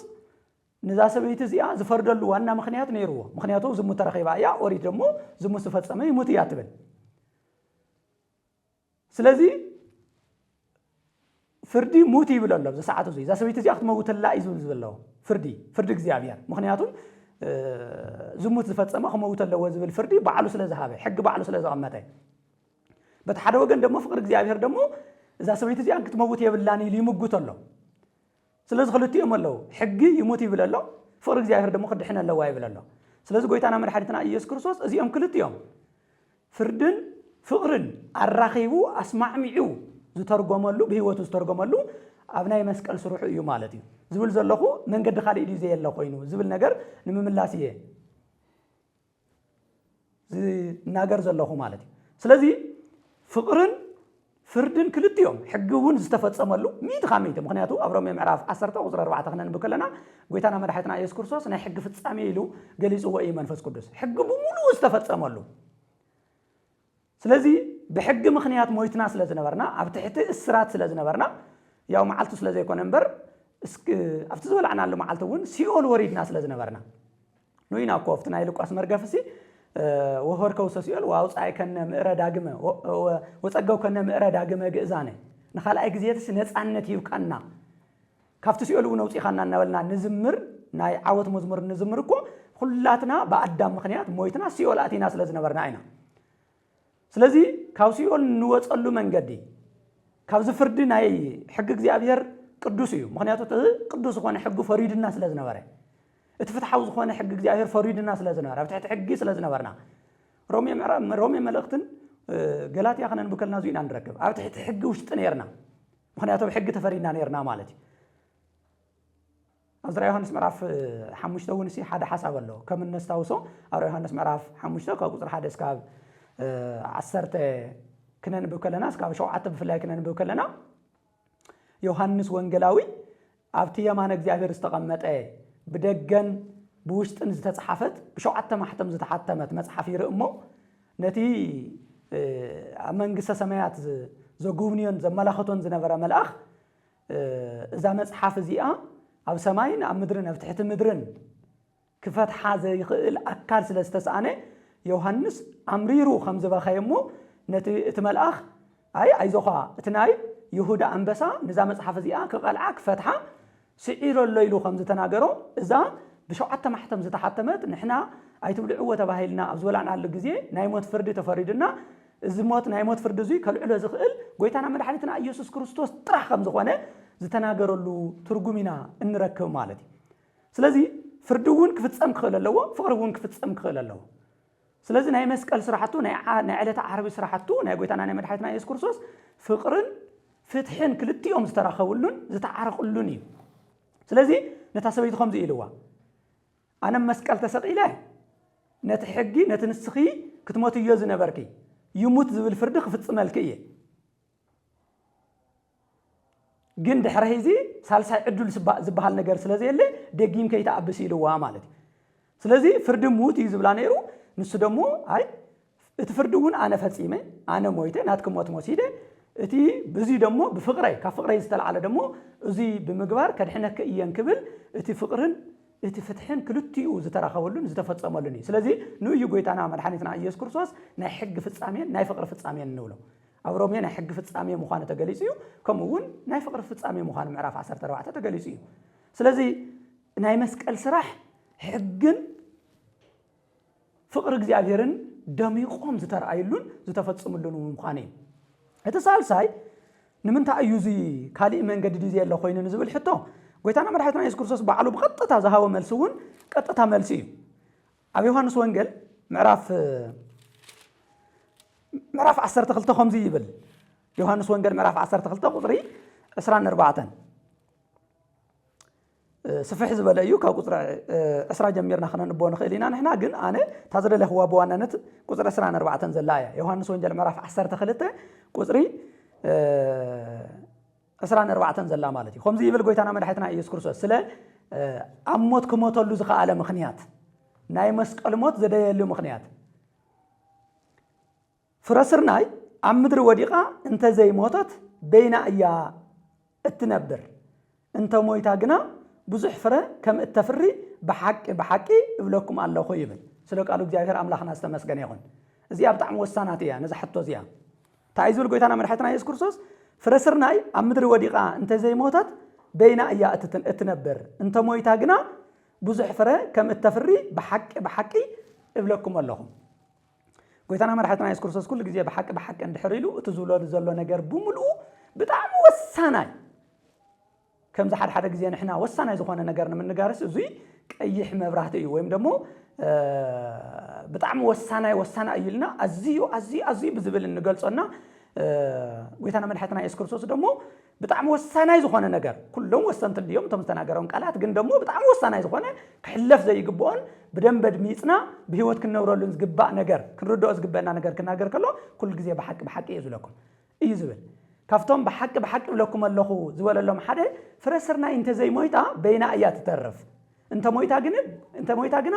ብዙሕ ፍረ እያ እተፍሪ ብሓቂ እብለኩም ኣለኹ ኢሉ ተናጊሩ ማለት እዩ ስለዚ እንታይ እዩ ዝብል ዘሎ ኣብዚ ብዋናነት ጎይታና መድሓኒትና ኢየሱስ ክርስቶስ ዝናገሮ ዘሎ ኣብ መስቀል ወፂኡ ዝሰርሖ ስራሕ እዩ እዚ ቋንቋ እዙይ بوانانت قويتانا مرحتنا يسوع كريستوس كابناي تاكن ولا كابناي حرشة كابناي جبرنا صراحتي توسيدو كابناي تفطر صراحتي توسيدو بتفطر خلاتنا خم نفلطو حنت زري سرناي نحر عزي زرينا يا خوي نبينا يتطرف وزي فلوتيو من قالواش او كتما زعبينا حد سبات حد غزيو زيات نشتكر حقنا يخل انبر بفلاي حرستس زخنا بجبرنا نمحدرنا ابز كباب زلنا سبات زي قلت قانقاي منم مفتح زي اليوم مزوم ترجم زي اليوم نجاري حنت سرناي نحر زي تزريعه بزح فرع اي تفرنيا بينا يتطرف فلوتيو انت تزريعه جن بزح فرع يتفري جن توانقم نجار تايو اذا سرناي زيها ندحر دا بزح تفر خوينا كتكبر كتقل اللوا حامد كتكبر كتقل اللوا كتبسوس اللوا كتموت اللوا كتموت ونلا مويتا ايا نعبنت بزح فرع تفري سلازي بزح مكر اللوا مالتي بزح سقاي اللوا حمد مقبار اللوا صاحب برهان مسان اللوا بمسارته سمعتنا خاصتاوسكم من على شو قدميهم بزحات زافات كتريو تخليهم بزحات اتكلتتا تريو تخلو تخونيهم نزاف ويم دمو نتكلتي تخلتات تخلي زغبرهم اتنريو زلنا قوت لخي كونس اتي زتزرؤلو زرعي اتوانا وساناين انا زي الرئينا زلو سلازي قويتانا مرحانيتنا انت ايسوس كريستوس تايزول زلو انا انت زي مويته انا مكران انت زي تقبله اذا حزز بلو نبرنا انتونو بلو نبرنا ابناء ايهوداويانن ابناء روماويانن فرد بيت قريبه اذا مكرازي كله ندحر زي تقبله فراخ فري خيلن ስለዚህ ልክ ከም ታሰርናይ ሞይታ ተቀቢራ ፀሓይ ብርሃን ሲኢና ሓመድ ለቢሳ እንደገና በቂላ ብዙሕ ፍረ ተፍሪ ኣነ ደሞ ሞይታ እየፍራያ ከፍሪ ዝኽእል ዝብል እዩ ስለዚ እንድሕር ደኣ ክንበዝሕ ኮይና ብክርስቶስ ክርስቶሳውያን ክንከውን እንድሕር ኮይና ካብ ክርስቶስ ተወሊድና ክርስቲያን ክንከውን እንድሕር ኮይና ጎይታና መድሓኒትና ኢየሱስ ክርስቶስ ኣብ መስቀል ተሰቂሉ ግዴታ ክመውት ነይርዎ ንእኮ እዩ ጎይታና መድሓኒትና ኢየሱስ ክርስቶስ ኣብቲ ቀዳማይ ቆሮንቶስ ምዕራፍ 15 በኩሪ ትንሣኤና ዝተባሃለ ኣብ ቆላስይስ ምዕራፍ 15 ደሞ በኩሪ ፍጥረት ዝተባሃለ ስለዚ ናይ ትንሣኤና በኩሪ ትንሣኤ በዚ መጽሓፍ ቅዱስ እዙይ ብዮሐንስ ወንጌል ምዕራፍ 12 ቁጥሪ 14 ትንሣኤ ተኽሊ እዩ ዓርቢ ስቕለት ደሞ ዘርኢ እዩ ስለዚ በዚ ዘርኢ እዙይ ዝተረኸበ እዩ ትንሣኤ ነኽብሮ ዘለና ማለት እዩ ንእኮይ ለምሳሌ ኣብ ቀዳማይ ጴጥሮስ ምዕራፍ 1 ቁጥሪ 23 ክነንብብ ከለናስ ቅዱስ ጴጥሮስ ከምዚ ይብለና ተዳግም ዝተፈጠርኩምሉ ዘርኢ ካብ ዘይጠፍእ ዘርኢ እዩ ይብለና ተዳግም ዝተወለድኩምሉ ዘርኢ ካብ ዘይጠፍእ ዘርኢ እዩ ኣይኒቱ ዘይጠፍእ ዘርኢ እዚ ሕዚ ዕለት ዓርቢ ዝዝራእ ዘሎ ዘርኢ ናይ ጎይታና ናይ መድሓኒትና ኢየሱስ ክርስቶስ ኣብ ቀዳማይ ዮሐንስ ምዕራፍ 3 ቁጥሪ 9 ደሞ ከምዚ ይብል እቲ ካብ እግዚአብሔር ዝተወለደ ኃጢአት ይሰርሕን ምክንያቱ ዘርኡ ስለ ዘለዎ ይብል ዝኾነ ይኹን ምድርና ዘሎ ተኽሊ ሪኢኹም ተኾንኩም ዋና ዝፍለጠሉ ብዘርኡ እዩ ኣብ ዘፍጥረት ምዕራፍ 1 ካብ ቁጥሪ 29 ጀሚርና ክንርኢ ከለና ኩሉ ዘርኢ ነናይ ባዕሉ ዝኾነ ዓልየት ዘርኢ ኣለዎ ስለዚ ወይኒ ዝኸውን በቲ ዘርኢ ምክንያት እዩ ዕሾኽ ዝኸውን በቲ ዘርኢ ምክንያት እዩ ንሕና ክርስቲያን ዝኾንና ብክርስቶስ እዩ በቲ ህያው ዝኾነ ክርስቶስ ስለዚ እቲ ሳልሳይ ዋና በዚ መንገዲ እዚ ድሕነትና ዝኾነሉ ዋና ምክንያቱ ሓንቲ ስርናይ እንድሕር ደኣ ዘይሞይታ በይና እያ ትተርፍ እንተ ሞይታ ግን ብዙሕ ፍረ እያ ተፍሪ ኢሉ ጎይታና መድሓኒትና ኢየሱስ ክርስቶስ ብሞቱ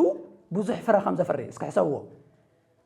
ጎይታና መድሓኒትና ኢየሱስ ክርስቶስ ኣብ 3 ዓመት ሙሉ 120 ናይ ክርስቶስ ቤተሰብ ዝተባሃሉ 120 ደቀ መዛሙርት ነይሮሞ መንፈስ ቅዱስ ምስ ወረደ ብሓደ መዓልቲ 3000 ተወሲኾምሎም ካብዚ ግዜ ጀሚሩ ብፍላይ ናይ ግብረ ሐዋርያት ጸሓፊ ዝኾነ ቅዱስ ሉቃስ 5000 እናበለ ብቁጥርና ነገርና ጸኒሑ ቤተ ክርስቲያን በጣም እናሰፍሐትን እናበዝሐትን መጽያ እናበለ እዩ ብድሕሪ ዝነገረና እምበር ቁጥሮም እኳ ይነግረና እስኪ ካብቶም 120 ሕዚ ካብ ቅድሚ 2000 ጀሚሩ እስካ ሕዚ ናይ ጎይታና መድሓኒትና ኢየሱስ ክርስቶስ ኣብ ጎይታና መድሓኒትና ኢየሱስ ክርስቶስ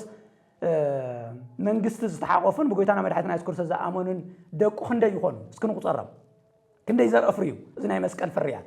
ሕዚ እውን የፍር ኣሎ ለማዓንቲ እውን በዚ ቃል እዙይ ሰሚዕና በዚ ዘርኢ እዙይ ተዘሪኢልና ናይ ትንሣኤ ተኽሊ በቂልና ናቶ ኣካል ክንከውን ናቶ ቅዱስ ፈቃድ ይኹነልና ስለዚ እቲ ሳልሳይ ብዋናነት እዚ ጎይታና መድሓኒትና ኢየሱስ ክርስቶስ ብስርናይ መሲሉ ዝነገረና ኣብ ዕለተ ዓርቢ ዝተፈጸመ ምዃኑ ክነስታውስ ኣለና ማለት እዩ ስለዚ ምናልባሽ ብዙሕ ነገር እዩ እቲ ካሊእ ታሪክ ተተረኽና ብዙሕ ታሪክ ኣለዎ ጎይታና መድሓኒትና ኢየሱስ ክርስቶስ እዚ ዝኾነሉ እቲ ናይ ኣቡሊ ኪዳን ዝነበረ ናይ መስዋዕቲ ናይ ስርየት ኃጢአት ብምሉእ እውን ስርየት ኃጢአትና ዝውገደሉ ዝነበረ ናይ ደም በጊዕ እውን ብምሉእ ስታውስዎ ሰማዕትና ስለዚ ብሓፈሻ በዚ መልክዕ እዚ ናይ ጎይታና ናይ መድሓኒትና ኢየሱስ ክርስቶስ በዚ መንገዲ እዚ ክኸውን ገይርዎ ማለት እዩ ኣብዚ እግረ መንገዲ ምናልባሽ ምስተሓተውን ስለትተሓሓዝ ጎይታና መድሓኒትና ኢየሱስ ክርስቶስ ግን ንምንታይ እዩ ብዋናነት ንምንታይ ዓላማ እዩ እዚ ሞት እዚ ሞይቱልና ዕለት ዓርቢ ንምስትዋስ ይኮንና ነኽብሮ እንነብሮ እዩ ትማ ምናልባሽ ኣብ ዝሓለፈ እውን ኣብ ዝነበረና ፕሮግራም ኢለ ነይረ ጠቕላላ ኣብ ሰሙን ሕማማት ዝተገበሩ ነገራትማ እንነብሮም ብህይወት እንገልጾም ናይ ህይወትና መግለጽታት እግዚአብሔር ኣባና ዝኽበረሎም መንገድታት ኣሸንኳ ያውዚ ምድርማ ኣብ መንግስቲ ኣምላኽ ኣቲና እውን ንጎይታና መድሓኒትና ኢየሱስ ክርስቶስ እነኽብሮ እቶም ኣብ ዕለት ዓርቢ ዝተሸንከሮም ሽንካራት እናረኣይና ኢና ንቶማስ እኮ ንሱ እዩ ዘርኣዮ እቶም ቁስልታት ኢና ንርኢ ምንም እኳ ዝሓወይ ተኾኑ ምልክቶም ኣሎ ብምንታይ ማ ክነኽብሮ ከመይ ጌርኩም ዘድሓነና ማ ከመይ ጌርና ክንፈልጥ ስለዚ እነስታውሶ ነገር ኣይኮነን ምስትዋስ ይቆሎ እዩ እንነብሮ እዩ ንነብሮ ህይወትና እዩ ክርስቶስ ስለዚ ንምንታይ ኣይገይርዎ ዝብልሲ ብኣግባቡ ኢና ክንርዳእ ዝግበአና ግን ንምንታይ ኣይገይርዎ እስኪ ሓንቲ ናይ ቃል ኣምላኽ ከልዕል ዕብራውያን ምዕራፍ 12 ቁጽሪ 2 ዝተጻሕፈ ቃሉ ከምዚ እዩ ዝብል ዕብራውያን ምዕራፍ 12 ቁጽሪ 2 ንኹሉ ውርደት ንዒቑ ሕዚ ሕሰብዎ ክንደይ ውርደት ንዒቑ ጎይታና መድሓኒትና ኢየሱስ ክርስቶስ ምክንያቱ ዘርዚርካ ይውዳል እንዲያው ድርሳነ ማህየው ዝበሃል ሓደ ስለ ጎይታና መድሓኒትና 166 ግዜ ገሪፎም ይብል አይሁድ ዝገረፍዎ ጲላጦስ ክግረፍ ዝኣዘዞን ጠቕላላ ደሚርካ 6666 ግርፋት ጸርፉ ግደፍዎ ቀልዱ ግደፍዎ ባጭኡ ግደፍዎ ትሕጫጨ ግደፍዎ ኩሉ ነገር እዩ ተቀቢሉ ጎይታና መድሓኒትና ኢየሱስ ክርስቶስ ኩሉ ንውርደት ዝኸውን ነገር ንኣብነት እንትፍ ይብሉሉ ነይሮም የባጭውዎ ነይሮም ዓይኑ ሸፊኖም ንኣብነት እስኪ መን እዩ ዝወቅዓካ እስኪ ፍለጦ እስኪ ተነበይ ፍለጦ እስኪ እናበሉ ዓይንና ሸፊኖም ይፀፍእዎ ነይሮም ንስኻስ ንኻልኦት ተድሕን ንባዕልኻ ግን ዘይተድሕን እስኪ ካብ መስቀልካ ውረድ እሞ ሕዚ ክርኤካ እናበሉ ይሕጭጭሉ ነይሮም ስለዚ ጠቕላላ ስጋዊ ዝኾኑ ስቅያት ስነ ልቦናዊ ዝኾኑ ስቅያት ኣእምሮዊ ዝኾኑ ስቅያት መንፈሳዊ ዝኾኑ ስቅያት ጠቕላላ ኣብ ጎይታና መድሓኒትና ኢየሱስ ክርስቶስ ዘይበፅሕ ስቃይ የለን ኣብ ደቂ ሰባት ካብ ኣዳም ጀሚሩ እስካብ ምጽአተ ክርስቶስ ዘለው ሰባት ክበፅሕ ዝኽእል ስቅያት ኩሉ ጎይታና መድሓኒትና ኢየሱስ ክርስቶስ ተሸኪምዎ እዩ ኩሉ ውርደት ዝበሃል ተሸኪሙ እዩ ከምዚ ዝብል ሐዋርያ ቅዱስ ጳውሎስ እምበኣር ንኹሉ ውርደት ንዒቑ ምእንቲ ኣብ ቅድሚኡ ዘሎ ሓጎስ ኢሉ ኣብ መስቀል ሙማት ዝተዓገሰ ኣብ የማን ዙፋን እግዚአብሔር ዝተቐመጠ ናይ እምነትና ጀማርን ፈጻምን ናብ ዝኾነ ኢየሱስ ንጥምት ኩሉ ግዜ ኢና ንጥምት ዓርቢ ስቕለት ጥራሕ ኣይኮነን ንጥምት ናብቲ ናይ እምነትና ጀማርን ፈጻምን ዝኾነ ንምንታይ እዩ ኩሉ ውርደት ዝነዓቐ ንምንታይ እዩ ናይ መስቀል ሞት ዝተቐበለ ናይ መስቀል ሞት ተዓጊሱ እዩ ዝብል ንኹሉ ውርደት ንዒቑ ናይ መስቀል ሞት ተዓገሰ ንምንታይ እዩ ዝብል ብግልጽ ኣቕሚጥዎ ኣሎ መንፈስ ቅዱስ ኣብ ቅድሚኡ ዘሎ ሓጎስ እንትብል እንታይ እዩ ሓጎሱ ናይ ጎይታና ናይ መድሓኒትና ኢየሱስ ክርስቶስ ሓጎስ እንታይ እዩ ብዙሕ ነገራት ክጥቀሱ ይኽእሉ እንዲዮም ናይ ጎይታና ናይ መድሓኒትና ኢየሱስ ክርስቶስ ሓጎስ ብዋናነት ዝጥቕለል ግን ናይ ኣቦኡ ናይ እግዚአብሔር ሓጎስ እዩ ኣብ ቅድሚኡ ተዘርጊሑ ዘሎ ለምሳሌ ኣብዚ መስቀል እዚ ኩሉ መከራ እናተቐበለ ጎይታና መድሓኒትና ኢየሱስ ክርስቶስ ሕዚ ከም ፀሓይ በርሂዩ ኣብ ቅድሚኡ ሓጎስ ይረኣይ ኣሎ ናይ መን ናይ ኣቦኡ ሓጎስ እንታይ ዝብል ሓጎስ ምክንያቱ ከይድሞ ደቀይ ካብቲ ዝጠፍእዎ ካብቲ ዝወደቕዎ ኣልሽ ከም ፀለይ ዝብል እዞም ደቁ ምምላሱ ደቂ እግዚአብሔር ኢና ንሕና እሞ ናብቲ ዝነበርናዮ ቦታ ምምላስና ናይ እግዚአብሔር ኣብ ሓጎስ እዩ ናይ እግዚአብሔር ኣብ ዕረፍቲ እዩ እግዚአብሔር ዕረፈ ዝብሉ ኮም ንሱ እኮ እዩ ምክንያቱ እግዚአብሔር ኣብ ዝዓርፍ ንሕና ደቁ ናብቲ ዝነበርናዮ ክብርን ናብቲ ዝነበርናዮ ቦታን ክንምለስ ከለና ኢና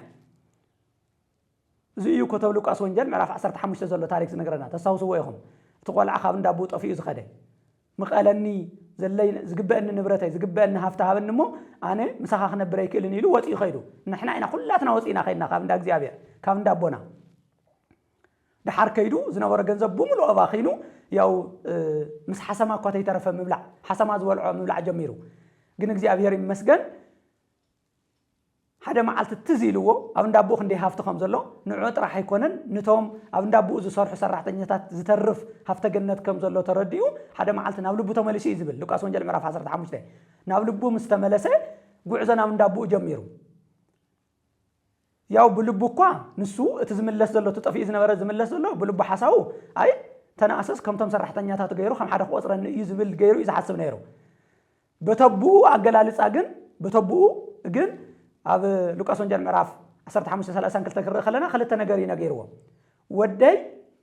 مويتنيرو ترخيو ودي مويتنيرو هي أو كوينو طفي نيرو ترخيو يجيلو تملكته بأنصار أبيهر بأنصار أبيهر أب نحنا مويتنا نيرنا إذا ترخبنا اللي معلتو على تعربي إذا دمونا أبيهر حبوسي ما نياتو تبو خندي كم تحبوس ريهم يوم قلبت تجزيلو أما تجزيلو خدان تجزيلو زبلع ستة بمنو تداليلو زي እግዚአብሔር አብ ንአና ዝገበሮ ናይ ድሕነት መንገዲ ምስ ረኸብና ብክርስቶስ ዝገበረ ድሕነት እግዚአብሔር አብ ዝተሓጎሰሉ መንገዲ እዩ ዝናገር ዘሎ ስለዚ እግዚአብሔር አብ እቲ ዝጠፈ ቆልዓ ሞይቱ እዩ ነይሩ ህያው ኮይኑ እዩ ዝበለ ጠፊኡ ነይሩ ተረኺቡ እዩ ዝበለ ስለዚ ንሕና ጠፊና ኢና ነርና ሞይትና ኢና ነርና ስለዚ ዕለተ ዓርቢ ንሕና ሞይትና ዝነበርና ህያው ዝኾንናሉ ንሕና ጠፊና ዝነበርና ዝተረኸብናሉ እዩ እዙይ ደሞ ናይ እግዚአብሔር ሓጎስ እዩ ናይ እግዚአብሔር ሓጎስ እዩ ስለዚ ጎይታና መድሓኒትና ኢየሱስ ክርስቶስ ንኹሉ ውርደት ናይ መስቀል ውርደት ዝነዓቀ ነዚ ናይ መስቀል ሞት ዝተዓገሰ ነተው ቅድሚኡ ተዘርጊሑ ዝነበረ ሓጎስ እዩ ናይ እግዚአብሔር ኣብ ሓጎስ እዩ ምክንያቱ ህይወት ናይ ክርስቶስ ካብ መጀመርያ ጀሚሩ እስካብ ዋዳታ ክንልዮ ከለና ናይ እግዚአብሔር ኣብ ፍቃድ ንምፍጻም ይመጽዩ ሪኢኹም እንዲኹም ኣፍታ ጀትሰማኒ ዝጸለያ ጸሎት ኣቦይ እዛ ጽዋዕ እዚኣ ትሕለፍ ነገር ግን ናተይ ፍቃድ ከይኮነስ ናትካ ፍቃድ ትኾን ኢሉ ነዛ ናይ መስቀል ሞት ዝተዓገሳ ንናይ ኣቦኡ ፍቃድ ክብል እዩ ንናይ ኣቦኡ ትእዛዝ ክብል እዩ እንዲያው ነፍሰይ እስካዕ ሞት ተጨኒቃላ እዩ ዝበለፍተ ዮሐንስ ወንጌል ምዕራፍ 18 ብጣዕሚ ዘጭንቕ እዩ ነይሩ ግን እዚ ዘጭንቕ ብጣዕሚ ዘሳቂ ናይ መስቀል ሞት ዝተዓገሰ ነተው ቅድሚኡ ተዘርጊሑ ዘሎ ሓጎስ እዩ ዝብል ስለዚህ ተመልከቱ ናይ ጎይታና ናይ መድሓኒትና ኢየሱስ ክርስቶስ ሓጎስ ፍጹም ዝኸውን ብናይ እግዚአብሔር ኣቦ ሓጎስ እዩ ናይና ሓጎስ ፍጹም ዝኸውን ንሕና ናብ ወንቦና ክንምለስ ከለና ናይ እግዚአብሔር ኣብ ሓጎስ ኣባና ክኸውን ከሎ እዩ ሽዑ እግዚአብሔር ኣብ ዝዓርፍ ሽዑ እግዚአብሔር ኣብ ዝሕጎስ ንእዩ እኮ ብተደጋጋሚ እግዚአብሔር ኣብሲ ኣብቲ ደብረ ታቦር ኣብ ጥምቀቱ እቲ ዝፈትዎ ወደይ ንእሱ እዩ እሞ ንኡ ስምዕዎ ዝብለና ስለዚ እንታይ እዩ ዋና ዓላማው እዚ ኩሉ ውርደት ንዕኡ እዚ ናይ መስቀል ሞት ተዓጊሱ ዝተዓገሰ ጎይታና መድሓኒትና ክርስቶስ ተልናሲ ብዋናነት ከይዱ ወዳታ ነጥቡ ናይና ድሕነት እዩ ናይና ድሕነት እዩ ናፍቲ ዝነበርናዮ ክብሪ ምምላስ እዩ ምክንያቱ መጽሓፍ ቅዱስማ ኩሉ ግዜ ክርኢ ከለና ኣብቲ ዮሐንስ ወንጌል ምዕራፍ 6 ትሪእዎ ከለኹም ክርስቶስ እንታይ ይብሎም ነቶም እምቢሎሞ ዝኸዱ ስጋይ ተዘይበሊዕኹም ደመይ ተዘይሰቲኹም ምሳይ ክትነብሩ ኣይትኽእሉን ምሳይ መኽፈልቲ የብልኩም ምሳይ ሓደ ክትኮኑ ኣይትኽእሉን ምስ በሎም ገዲፎም መጠንጠነና ኢሎም ምስ ከዱ ተደጋጋሚ ዝነገረሎ ዮሐንስ ወንጌል ምዕራፍ 6 ቁጥር 44 ርእይዎ ለምሳሌ ኣቦይ ዘይሰሓቦ ናባይ ክመጽእ ይኽእልኒ ኢሉ ክጽሊ ከሎ ዮሐንስ ወንጌል ምዕራፍ 17 እውን ከምኡ እዩ ዝበለ ካብቶም ዝሃብካኒ ዋላ ሓደ እኳ ኣይጠፍአን እዩ ዝበለ እቶም ዝሃብካኒ ኩሎም ብእሪ ቁጽር ሂበካ ኣለኹ ኢሉ ብእሪ ቁጽር እዩ ናብ እግዚአብሔር ኣበርኪውና ማለት እዩ እዚ ርክክብ እዚ እውን ብዋናነት ዝተፈጸመሉ እዩ ዕለተ ዓርቢ ስለዚ ንሕና ደቂ እግዚአብሔር ንእኮ እዩ ጎይታና መድሓኒት ጽልይ ከለምሲ ኣብ ሰማይ ዘላ ኣቦና ኢልኩም ጽልዩ ኣባ ዝብል መንፈስ ውስጥና ዝሃበ ማለት እዩ ስለዚ ንሕና ኣብ ቅድሚ እግዚአብሔር ነውሪ ዘይብልናን ቅዱሳንን ኮይና ክንቆውም ክርስቶስ ዝሰርሖ ስራሕ ናይ ኣቦ ሓጎስ ንምባል እዩ ማለት እዩ ስለዚ እዚ ኩሉ ውርደትን እዚ ኩሉ ንዕቀትን እዚ ኩሉ መከራን ዝተዓገሰ ነቲ ናይ ኣብ ቅድሚኡ ዘሎ ሓጎስ ክብል እዩ መንፈስ ቅዱስ ገሊጹልና ስለዚ እዚ ሓጎስ እዚ ዝተፈጸመሉ መዓልቲ እውን እዩ ስለዚ እንዲያው እግረ መንገዲ እዚ ናይ ዕለተ ዓርብ ክልተ ነገር ኢና ክርስቲያን ከነኽብሮ ከለና ክንሓስቦ ከለና ወይም ደሞ ክንነብሮ ከለና በቲ ሓደ ወገን ናይና ክፍኣት ክንደይናይ ጥልቀት ከም ዘለዎን ሓሰብና ኢና ክነኽብሮ ዘለና ምክንያቱ ኩሉ ዝኾነ ነገር ኣብ ክርስቶስ ዝበፅሐ መከራ ኩሉ ንሕና ክንቅበሎ ዝግበአና ዝነበረ ነገር ስለ ዝኾነ ስለዚ ብሓደ ወገን እዚ ተግባርና ምዃኑ ኣሚንና ብሰንኪ ሓጢኣትና ምውታን ምዃንና ብሰንኪ ሓጢኣትና በደለኛታት ምዃንና እና ናይና በደል ዝተሸከመ ምዃኑ እናሓሰብና ክነኽብሮ ክንክእል ኣለና በቲ ሓደ ወገን ደሞ ናይ ሓጎስና መዓልቲ እውን እዩ ምክንያቱ ክብርና ኣምላኽ ይኹን እሞ ንሕና ክንሽከሞ ዝነበረና ሸኽሚ ኩሉ መከራ ኩሉ ዝተቐበለልና ጎይታና መድሓኒትና ኢየሱስ ክርስቶስና ናይ ክብርና መዓልቲ ክብርና ዝተገለጸሉ እንዲያ ጎይታና መድሓኒትና በተደጋጋሚ ዝኽበረሉ ሰዓት በፂሑ እዩ ዝብልና ናይ ክብሪ መዓልቲ እዩ ዝብላ ምክንያቱ በቲ ጎይታና መድሓኒትና ኢየሱስ ክርስቶስ ዝሰርሖ ስራሕቲ እግዚአብሔር ኣብ ከቢሩ እዩ በቲ ናይ እግዚአብሔር ኣብ ምኽባር ደግሞ እግዚአብሔር ወልድ ከቢሩ እዩ ኩሎም ቶም ተኣምራት ርኢኹሞም ተኾይንኩም እግዚአብሔር ኣብ ክኽበር እዮም ዝብሉ ናብነት ናፍቲ ዮሐንስ ወንጌል ምዕራፍ 9 ክርኢ ከለናስ እዚ እቶም ደቀ መዛሙርቱ ንክርስቶስ ሓደ ሕቶ ቀሪቦም ኣለዉ እዚ ካብ ወዲኡ ማህፀን ጀሚሩ ዕውር ኮይኑ ዝተወለደት ብናይ ባዕሉ ሓጢኣት ድዩ ወይስ ብናይ ኣቦን ብናይ ድን ሓጢኣት ድዩስ ወይስ ናይ ባዕሉ ሓጢኣት እዩ ዝብል ሕቶ ቀሪቦም ኣለዉ ንሱ ደሞ ኣይኮነን ክብሪ እግዚአብሔር ክግለጽ እዩ ከምኡ ኮይኑ ኢልዎም ናይ ኣልዓዛር ሞት እውን ንክብሪ እግዚአብሔር እዩ ኢሉ ተናገሩ ኩሎም ቶም ተኣምራት ጎይታና መድሓኒትና ኢየሱስ ክርስቶስ ዝገብሮም ዝነበረ እግዚአብሔር ኣብ ክብሩ ብጎይታና መድሓኒትና ኢየሱስ ክርስቶስ ይግለጽ ነይሩ ሕዚ ደሞ ብዝበለጸ ደሞ ኣብ መስቀል ደሞ ኣኽቢርዎ ማለት እዩ ትእዛዙ ብምቕባል ማለት እዩ ስለዚ ብሓፈሻ እዚ መዓልቲ እዚ ክብርና እውን ዝተረጋገጸሉ ውርደትና ዝተለዓለሉ እውን ስለ ዝኾነ ብሓጎስን ብሓዘንን ብክልቲኡ መልክዕ እነኽብሮን በዓል እዩ ብዋናነት ግን ያው ዝተፈጸመ ስለ ዝኾነ ብዋናነት እቲ ሓጎሱ ዘምዝን መዓልቲ እዩ ማለት እዩ ግን ፈጺምና በደልና ግን ክንርስዕ የብልናን ምውታን ምንባርና ክንርስዕ የብልናና ምናልባሽ ናይ ጎይታና ናይ መድሓኒትና ኢየሱስ ክርስቶስ በዚ መንገዲ እዚ ዝመረፀሉን ዓላማ ናይ ስቕለትን ያው ሕፅር ብዝበለ በዚ ክንገልጾ ንኽእል ኢና ማለት እዩ ይቐኒልና መጋይ ስርዓት ክቡራትን ህዝበ እግዚአብሔር ኣብ ዙርያ ዕለት ዓርቢ ኣመልኪትና ዘዳለናዮ ቃል ምሕተት እዚ ይመስል ነይሩ ውሕዳት ሕቶታት ኢና ልዕልና ግን እቶም ሕቶታት ስፍሕ ዝበለ ታሪኻውን ነገር ምልክታውን መልሲ እዮም መምህርና ተዋህና ፀኒሖም ንመምህርና ቃል ህይወት የስምዐልና ዕድመ ጥዕና ይሃበና ክንብል ንፈቲ ብዝበለፀ ድማ ኣብቲ ቤተ ክርስቲያን ኣቲና ኣብቲ ስርዓተ ኣምልኾ ክንሳተፍ እቲ ኣብ ዕለት ዓርቢ ዝተፈፀመልና ድሕነት ብምስጋና ብኣምልኾ ክንገልጽ ይግበአና ክንፈቲ ሎሚ ሒዝናዮ ዝነበርና መደብ እዚ ይመስል እንበለ ደዌ ወህማም እንበለ ጻዕር ወድካም ኣመ ከመዮም ያብፅሐኒ ያብፅሕኩም በሰላም አሜን